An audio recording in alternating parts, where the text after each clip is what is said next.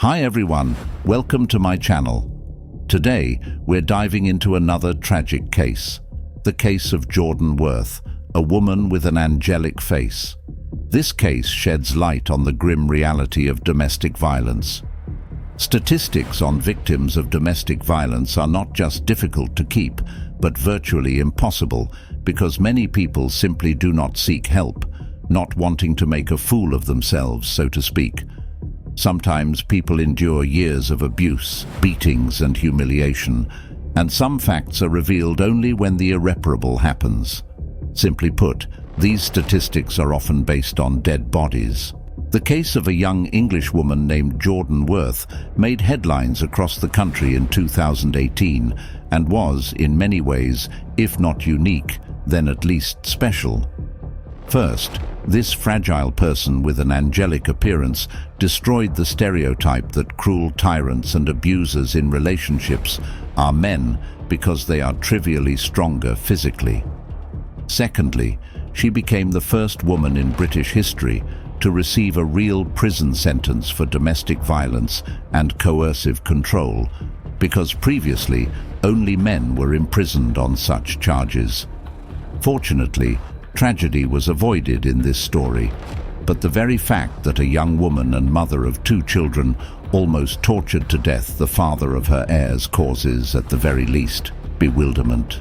The case of a young English woman named Jordan Worth made headlines across the country in 2018 and was, in many ways, if not unique, then at least special. First, this fragile person with an angelic appearance destroyed the stereotype that cruel tyrants and abusers in relationships are men because they are trivially stronger physically. Secondly, she became the first woman in British history to receive a real prison sentence for domestic violence and coercive control, because previously only men were imprisoned on such charges. Fortunately, tragedy was avoided in this story, but the very fact that a young woman and mother of 2 children almost tortured to death the father of her heirs causes, at the very least, bewilderment. Now, let's understand how, in principle, such a situation could develop and why Worth's chosen one, Alex Skeel, tolerated inhuman treatment for so long and did not go to the police, even when his life was in real danger. Alex Skeel's life before he met Jordan Worth. Alexander was born on August 17, 1995, in a town called Kingston upon Hull, in a fairly well-to-do, friendly and loving family. He and his twin brother were welcome and long-awaited children, but they were born much earlier than expected, causing doctors to seriously fear for them and make no prognosis. The boys spent the first months of their lives in the hospital in special chambers for premature babies with critically low body weight. But, thanks to the efforts of experienced doctors, the children soon recovered. True, Alexander's brother gained weight faster, and by his first birthday, he had practically no traces and consequences of prematurity. But Alex himself turned out to be weaker. Moreover, he suffered from an excess accumulation of fluid in the brain, hydrocephalus, which led to a disability. Nevertheless, Alexander's health problems from birth did not affect his intellectual development, and physically he was not much different from his peers and even actively engaged in sports at school. The Skeel spouses adored their sons from infancy, surrounded them with love and care, and spared no effort or money to give them a good education and provide a better life. After graduating from high school, both brothers entered the prestigious Bedford College, where they continued their studies. Alexander was smart enough, had an attractive appearance, tried to regularly attend the gym, and, in general, enjoyed success with the opposite sex. Except that, unlike his brother, who willingly went on dates, Alexander was quite shy and more focused on his studies. It was in college that Alex met a young beauty named Jordan Worth. The girl was his age, grew up in a wealthy family, and from a young age knew almost nothing of refusal. She dressed beautifully and expensively, carefully watched her appearance, and led an active social life. Jordan was considered one of the most popular girls in college, courted by many guys.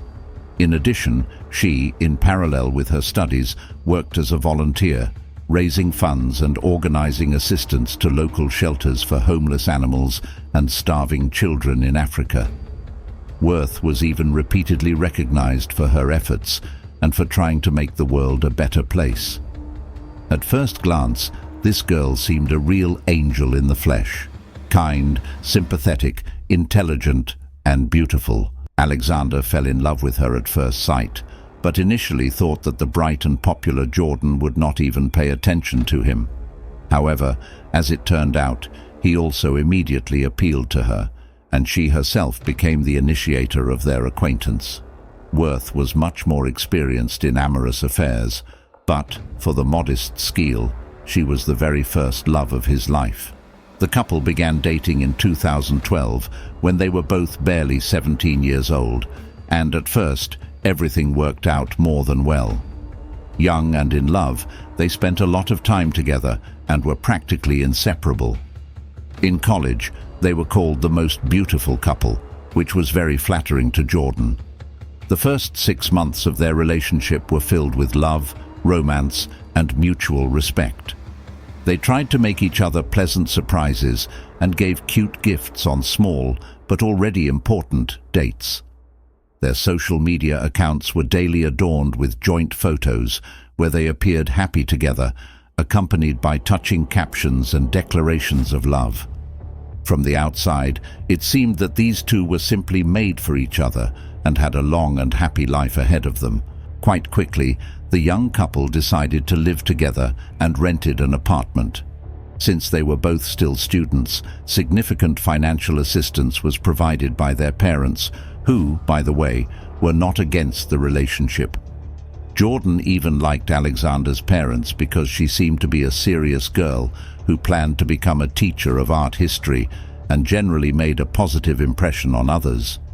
However, as time passed, Worth's behavior began to change.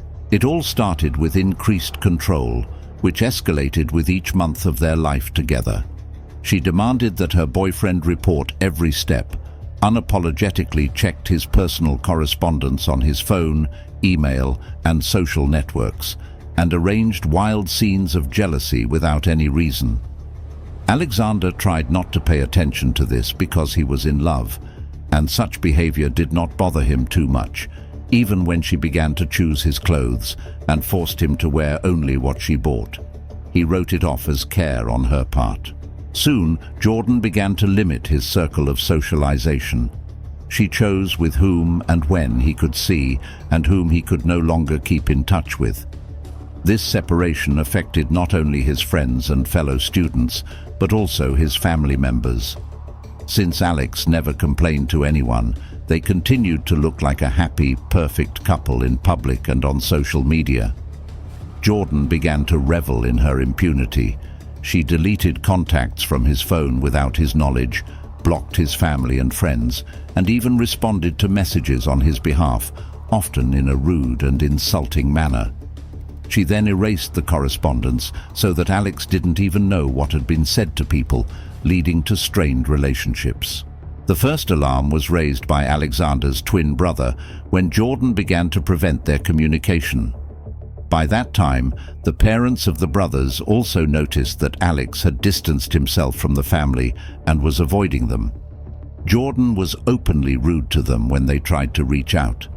In rare moments when his mother could get through to him, she warned him to leave Jordan, predicting that nothing good would come of this affair. However, Alex, deeply in love, defended her, insisting she was just being caring. Soon, the Skeel family became aware that Jordan had forced Alex to drop out of college, leave sports, and get a job. She then took all his earnings and spent the money on herself. The parents made another attempt to talk to Alex and convince him to leave Jordan, but their efforts were unsuccessful. In 2013, during his adulthood celebration, Jordan committed a disgusting act, which she got away with. She and her friends were celebrating at a country hotel, and at some point, she disappeared without informing anyone. Alexander was frantic with worry. She returned in the morning, heavily intoxicated, and when he tried to find out where she had been, she attacked him with fists and insults, laughing and saying she didn't have to report to him. 2 months later, during Alexander's 18th birthday celebration, Jordan got into a fight in front of his family and friends. She beat up a 15-year-old girl neighbor who had been invited to the party, thinking the girl was talking too sweetly to Alex. She was barely calmed down, but it was clear to everyone what she was really like. After that incident, Alexander's parents and brother insisted he break up with the aggressive Jordan. Inadequately, surprisingly, the guy listened to them for the first time and agreed that his chosen one had overreacted. That same evening, he talked to her and said that he would not return to their apartment, but would stay to live in his parents' house. The reunion and the birth of their shared children. It had been almost 6 months since the couple broke up. Alex returned to his studies but continued to work. He almost no longer thought about Jordan when, on the eve of New Year's Eve 2014, she unexpectedly called and informed him that she was pregnant and that in the spring they would become parents. The guy was surprised and delighted with such news. The woman apologized to him and said that she had not informed him earlier because she was sure that he did not want to see her anymore. The guy's parents, having learned that they would soon have a grandchild, also melted and offered the woman to move into their house. She agreed and moved into the Skeel family home. She officially married the father of her child, and 3 months later, she and Alexander had a common son, William. The young parents and grandparents were unspeakably happy, and until about mid-fall 2014, they lived amicably and quietly. It was a short period when Jordan really cared about her chosen one, tried in every possible way to please him, and fell in love with the guy anew. When William was 6 months old, it turned out that the girl was pregnant again. At this time, she again became capricious and hysterical, and demanded from Alexander that they immediately move out of his parents' house. The guy wrote off such behavior to raging hormones, but agreed to rent them housing in the city, where they soon moved. In the summer of 2015, the couple had a second child, a girl to whom they gave the name Alice. Alexander was absolutely happy and literally carried his wife and children in his arms. But Jordan, finally convinced that her chosen one would not leave her now, showed the dark corners of her soul. After the move, Jordan again forbade her husband to communicate with his family and did not let his parents see their grandchildren. At the same time, the woman willingly accepted financial assistance from them and sometimes even made Alex himself ask his parents for money. In just a few months, she completely subjugated his will, breaking him psychologically, and took his life under her total control. Jordan regularly humiliated and insulted her husband, and at one point, she started hitting him. At first, not violently, as if testing how he would react. When the woman realized that her husband would tolerate everything, would not tell anyone, and nothing would happen to her for this, she gave free rein to her cruelty, displaying sophisticated sadistic tendencies towards him. It all started when they began renovating their house, and the woman was constantly dissatisfied with everything Alexander did. He carelessly noted that it was simply impossible to please her, after which a hammer flew into his head, leaving a deep wound. The bewildered guy fell down and almost lost consciousness. Clasping the wound with his hand, he felt blood running down his face and then asked his wife to help him or call an ambulance. She indifferently replied, "Crawl away somewhere and die," then went into another room to watch TV. Alex treated the head wound himself, didn't go to a doctor, and didn't say anything to anyone.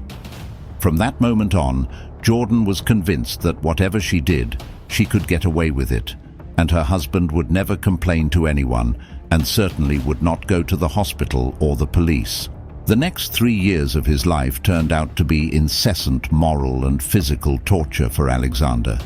He was already so depressed that he did not feel it, and did not even feel the threat hanging over him.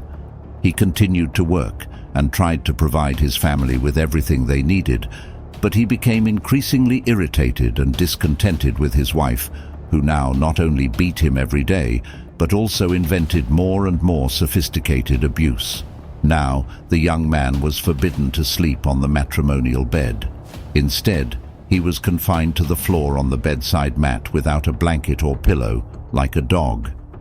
He was also forbidden to enter the kitchen and could only eat what his wife and children did not finish. In fact, Alexander was starving because he could not buy anything outside the house since Jordan took away all his money.